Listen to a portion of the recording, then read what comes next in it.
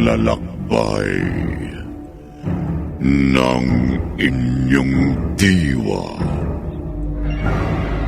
Pagsaksi sa mga pangyayaring hindi mo sukat akalain.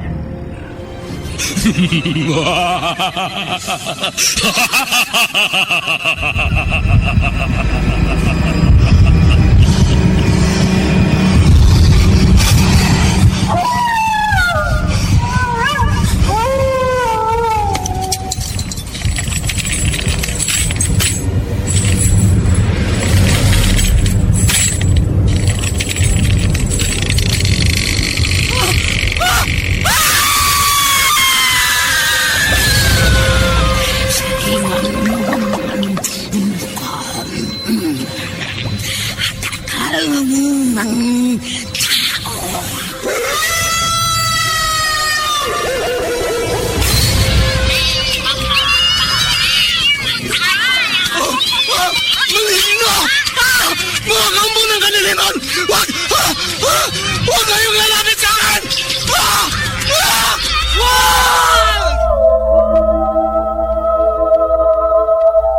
Mga kababalaghang hindi kayang tanggapin ng inyong isipan.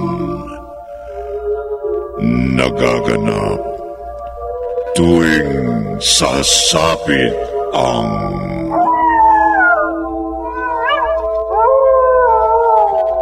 gabi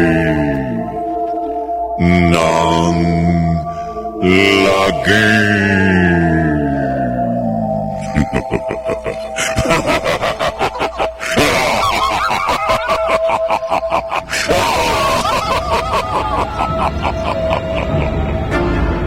Pinagsamang produksyon ng DZRH at Star City.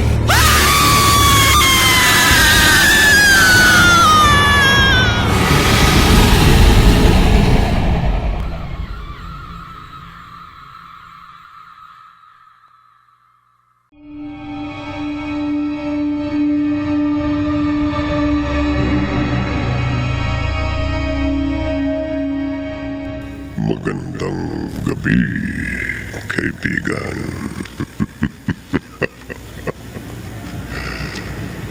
Sa bayan ng Gimbal, mayroong isang lugar na kinatatakutan ang mga taga roon dahil punong-puno ito ng misteryo at katatakutan.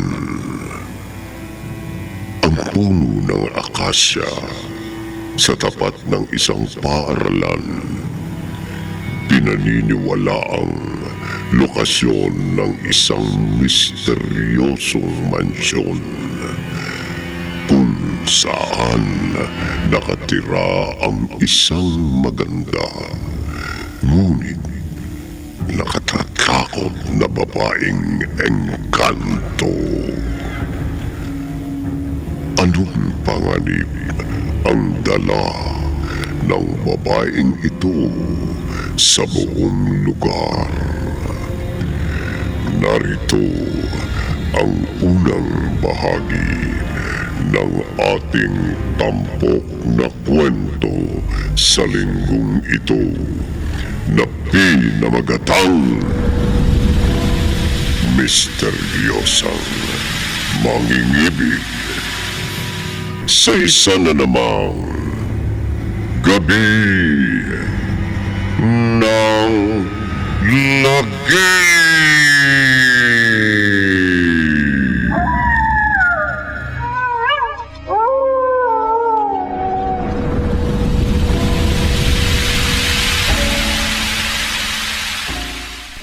Ingatan yan.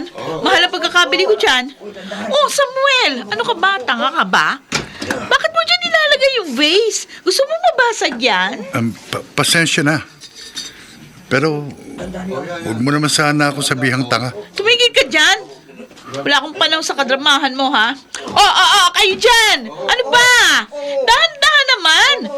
Baka magasgasan nyo yan, eh. Georgia, kalma lang. Mahal kasi pagkakabili ko sa mga yan, eh. Kaya dapat lang pagsabihan kong mga yan. Mahal, may isip naman sila eh. Kaya hindi mo na kailangan pang pagsabihan. Alam nila ang ginagawa nila. O kaya mo nasasabihan kasi hindi naman pera mo ang pinambili dyan. Siguro nga ikaw ang bumili nitong bahay. Yung mga gamit natin. Yung kotse. Lahat. Pero Georgia, huwag ka sanang maging mapagmataas. Sana naman, matuto kang maging mapagkumbaba. Pasensya na. Hindi kasi ako katulad mo. Nakatapos ng pag-aaral. At may magandang trabaho. Taxi driver lang Ay, ako. naku, Samuel. Tumigil ka nga sa kadramahan mo na yan. Sawang-sawa na ako, eh. Ngayon, kung gusto mong tumas yung tingin ko sa'yo, o di maghanap ka ng trabaho na mas malaki ang kita. Hindi yung nagsisiksik ka dyan sa pagiging taxi driver.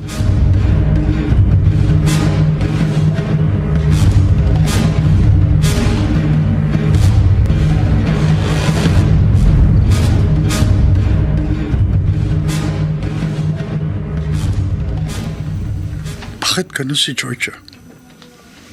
Sa totoo lang, sobrang na ako nasasaktan sa ginagawa niya sa akin. Hindi ko naman siya magawang sakta ng pisikal kasi mahal ko siya. Diyos ko, ano bang dapat kong gawin? Kailan kaya magiging maayos ang pakikitungo ng asawa ko sa akin? Samuel? Anong ginagawa mo dyan sa kusina? Umiiyak ka? Hindi, wala ito. Sino yung kasama mo? Si Chedeng, bago natin kasambahay. Doon lang siya nakatira sa kanto, doon sa tabi ng Elsie Bakery. Sir, magandang hapon po. Magandang hapon din po, Ate Chedeng. Naku, Ma'am Georgia. Gwapo pala ang asawa niyo. Delikado po siya dito.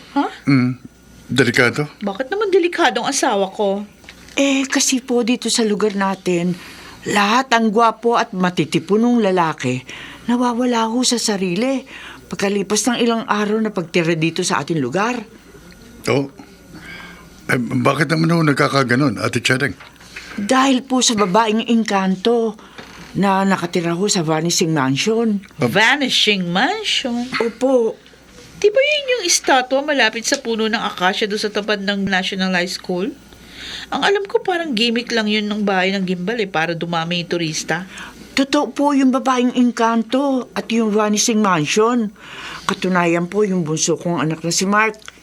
Nabiktima ho nun. Kaya kayo, Sir Samuel, sa itsura niyong yan. Naku, hindi malabong maakit sa inyo ang babaeng engkanto sa Vanishing Mansion. Huwag kang mag-alala, Ate Chedeng.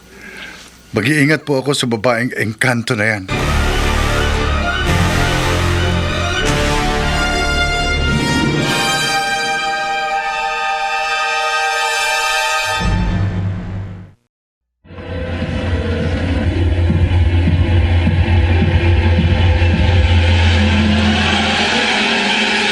Balikan natin ang kasaysayang tampok sa linggong ito sa isa na namang Gabi ng Lagim.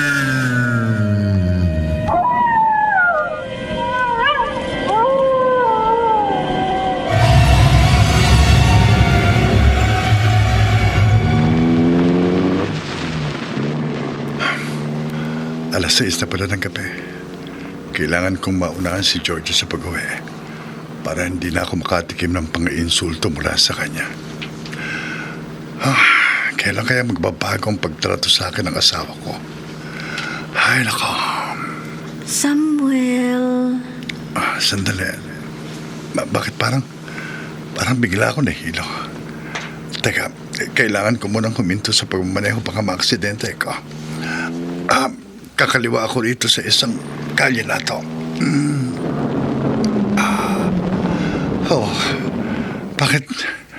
Bakit umiikot ang paningin ko? Diyos ko, tulungan mo po ako. Samuel? Baka kailangan kong makalanghap ng sariwang hangin sa labas. Lalabas muna ako ng taxi ko. Oh.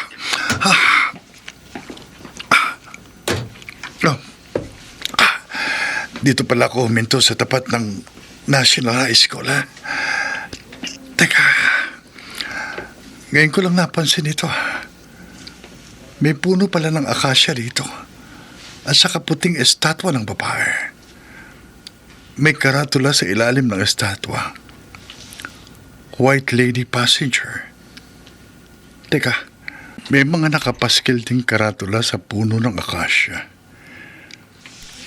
This tree is mesa. Wow! Meron palang ganito rito. Naniniwala ka ba dyan? Eh, sino ka? Pasensya ka na kung nagulat kita. Ako nga pala, si Maria. Bago ka lang dito. Oo. Ang totoo niyan, kalilipat lang namin ang asawa ko rito. Doon kami sa kabilang kalye. Ganun ba? Ano? Naniniwala ka ba sa karatula ng kalagay dyan? Ewan ko. Parang hindi ako naniniwala. Pero may mga narinig ako na marami raw mga lalaking nawawala sa sarili dito sa barangay natin.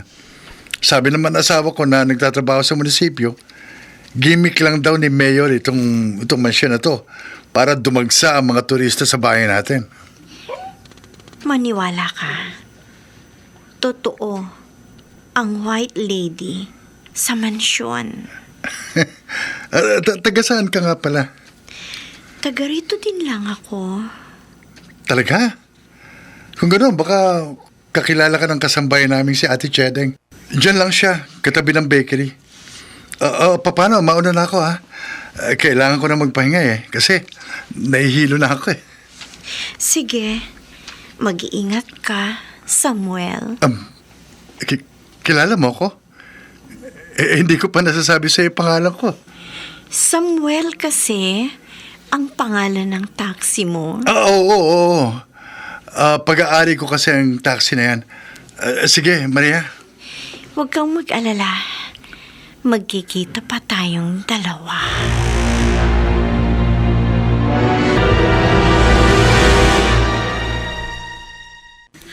Ang ganda naman ito. Samuel, bumili ka ng tube ice. Hindi na malamig yung drinks Pagtapos bumili ka na rin ng palabok yung malaking bilao.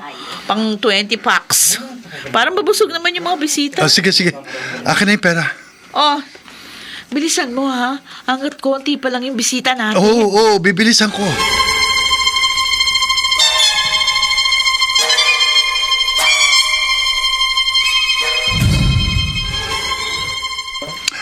Kailangan kong magmadali. Baka dumating na yung mga bisita namin. Matutunaw na itong tube ice na dala ko. Samuel. Samuel. Sino yan? Sino kayong tumatawag sa akin? Wala namang tao sa paligid. Samuel. Samuel. Sino ba yan? Pwede ba hindi ka nakakatawa, ha? Hindi ako natatakot sa'yo. Samuel. Samuel. Akala siguro nito, matatakot ako sa kanya.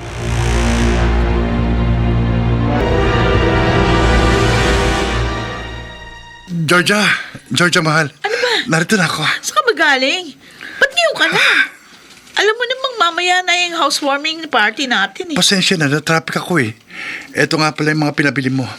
Soft drinks, tube ice, tapos palabok sa bilao. Ay, naku. Ilipag mo na dyan sa mesa pagkatapos magpalit ka na ng damit. Oo, mahal. Okay na itong t-shirt na suot ko. Total, casual lang naman, di ba? Anong okay? Tingnan mo nga itsura mo, Bakit? Mukha kang basahan.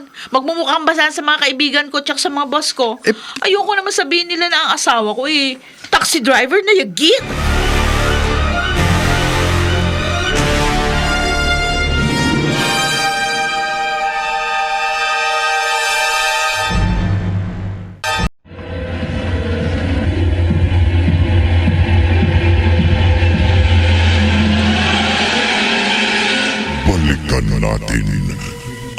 Kasaysayang tampok sa linggong ito sa isa na namang gabi ng lagim.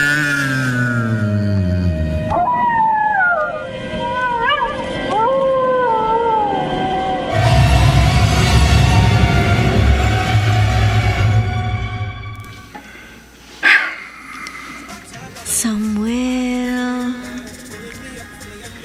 Samuel. Georgia?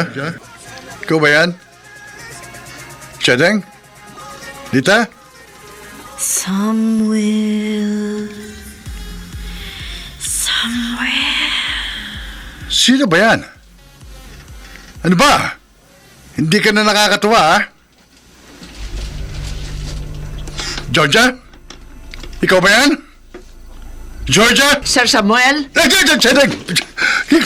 Ginulat mo naman ako eh. Pasensya na po. Ako, Ano po ginagawa niyo din sa labas? Bakit hindi po kayo makihalubilo sa mga bisita natin? Na-out of place kasi ako sa mga kaibigan at kakilala ni Georgia. Sir, hindi po dapat kayong lumalabas ng nag-iisa. Lalo na't malapit na mag-alas 12 ng gabi. Baka po kasi mapagkatuwaan kayo ng mga taglugar. Ganitong oras kasi ho sila lumalabas. Taglugar? Opo, kung tawagin sa English ay mga natural spirit dwellers. Kasama po dito yung mga engkanto, duwende, kapre, at iba pa. Ma'am, sa totoo lang, hindi ako naniniwala sa mga multo, engkanto, kapre, duwende. Lahat yan. Ikaw talaga, Ate Cheding, oh. Nananakot ka pa dyan. Yan na nga. Sabay na tayo bumalik sa bahay. Samuel. Samuel. Ate Cheding, Oh. narinig mo yan? Alin po? May tumatawag sa akin eh. Ha? Wala naman po ako narinig, sir. Oo, tayo na po.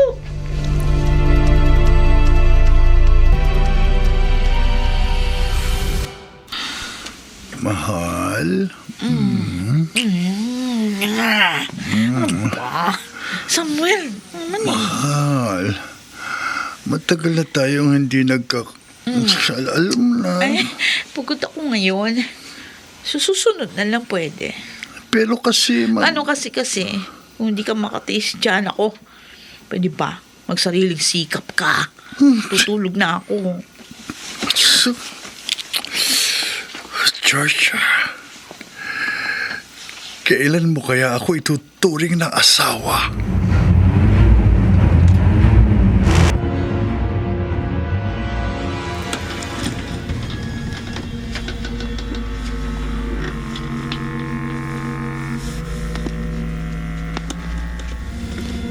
Samuel.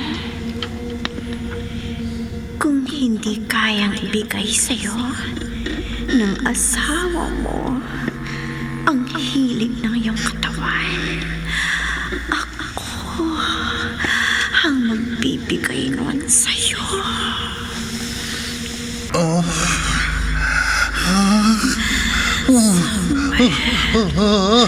Ang iyong katawan, akin ka na.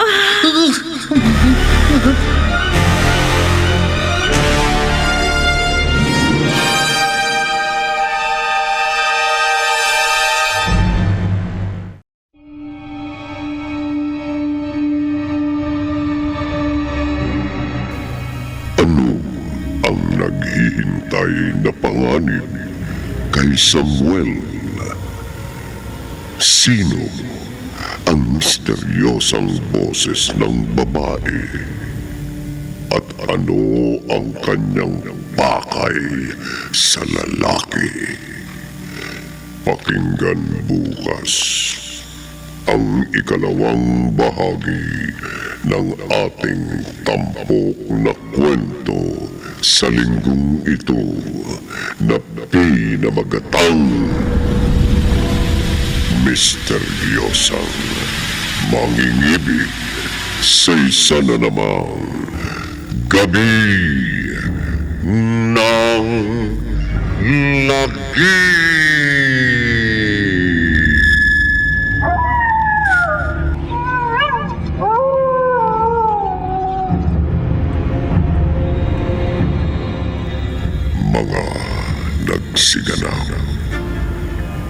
Rosana Villegas, Bobby Cruz, Chiquit del Carmen Amor, Phil Cruz, Susan Robles, at James Huaton. Naglapat ng tunog, Temyong. Sa musika, Buboy Salonga. Supervisyong teknikal ni na Eric Lucero at Bong Muyar. Isinulat ni Krishna Sega.